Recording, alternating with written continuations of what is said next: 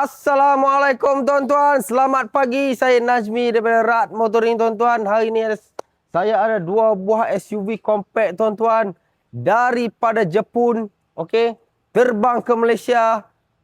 Ini dah dia tuan-tuan. Mitsubishi ASX. Okey. Yang ni tuan-tuan 2.0 saja, full spec. Okey. Yang ni color kelabu tuan-tuan, color grey. Memang sangat cantik tuan-tuan. Full spec, memang tayar pun dah pakai tayar Yokohama. Okey, tuan-tuan boleh tengok.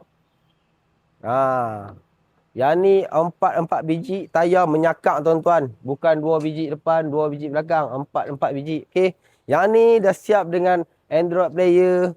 Yang ni mileage 265,000 saja. Dah siap dengan sunroof, moonroof.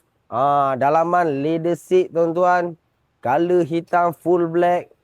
Memang sangat cantik. Okey. Tuan-tuan tengok bahagian belakang tuan-tuan. Tu dia tuan-tuan. Macam tak ada orang duduk. Dia punya rapi tu tuan-tuan. Color cantik. Sport rim cantik. Nombor cantik. Tuan-tuan boleh tengok. Okey. Tayar spare semua dia dah bagi tuan-tuan. Jet. Tutu semua dia dah bagi. Tayar spare pun bunga tebal lagi. Okey. Yang ni tuan-tuan tahun 2015. ASX ni tuan-tuan bagi dekat saya 25,000 saja.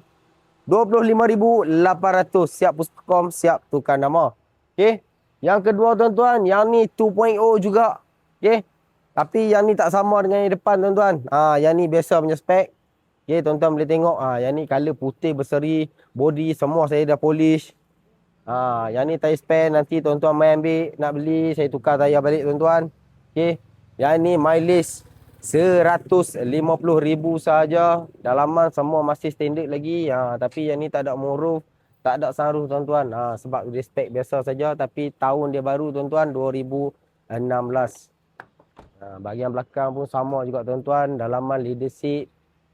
Memang kemas lagi. Tak ada terkoyak, tak ada kedutan langsung tuan-tuan. Okey, owner jaga baik tuan-tuan. Tuan-tuan boleh tengok tayar tuan-tuan. Dah pakai tayar Toyo CR1 tuan-tuan. Ni bukti dia tuan-tuan. Jepun mari tuan-tuan.